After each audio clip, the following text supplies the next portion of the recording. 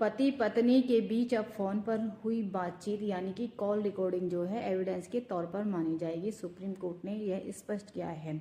Supreme court ने एक मैट्रिमोनल dispute में अपना जजमेंट देते हुए कहा है कि यदि पति पत्नी के बीच कोई कॉल रिकॉर्डिंग हुई है तो वह उसे कोर्ट में एज अ एविडेंस प्रेजेंट कर सकता है। और इस आदेश को देते हुए सुप्रीम कोर्ट के द्वारा Punjab and Haryana high court के एक आदेश को रद्द कर दिया है, जिसमें पंजाब एंड हरियाणा कोर्ट ने जो पर्सनल रिकॉर्डिंग थी उसे लेने से मना कर दिया था और कहा था कि यदि ऐसा होता है तो यह प्राइवेसी राइट का उल्लंघन करता है। जबकि सुप्रीम कोर्ट के द्वारा साफ साफ कहा गया है कि यदि पति पत्नी के बीच कोई कानूनी विवाद है और उनके पास कोई एविडेंस है इस तरह का, तो वो न्यायालय में उसे प्रेजेंट कर सकते हैं, क्योंकि आर्टिकल जो 21 है वह हमें निष्पक्ष न्याय का अधिकार देता है।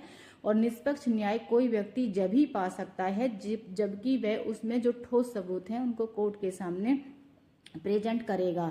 इसमें मामला यह था कि जो ट्रायल कोर्ट था, फैमिली ट्रायल कोर्ट था, यानी कि मैट्रिमोनल डिस्प्यूट फैमिली कोर्ट में चल रहा था, तो पक्षकारों के द्वारा इसमें जो पर्सनल रिकॉर्डिंग थी वो कोर्ट के सामने प्रेजेंट की थी और कोर्ट के द्वारा उसे एक्सेप्ट भी कर लिया गया था। लेकिन जो अपोजिट पार्टी थी वो इसमें हाई कोर्ट गई और हाई कोर्ट ने जो रिकॉर्डिंग थी उसे लेने से मना कर दिया था और कहा था कि आप इस तरह से कोर्ट में पर्सनल रिकॉर्डिंग को नहीं दे सकते हो, क्योंकि यह प्राइवेसी का राइट है और इसका हनन करता है। लेकिन सुप्रीम कोर्ट के द्वारा उसी मामले को रद्द किया गया और क्लियर कहा गया कि यदि आप निष्पक्ष न्याय पाना चाहते हैं और देना चाहते हैं तो अदालतों को यह ध्यान रखना चाहिए कि उनके पास जो भी एविडेंस है उनको वह कोर्ट में प्रेजेंट होने दें और उसी पर निष्पक्ष न्याय दें। तो इसी प्रकार के लीगल जानकारी के लिए मुझसे जुड़े रहें। धन्यवाद।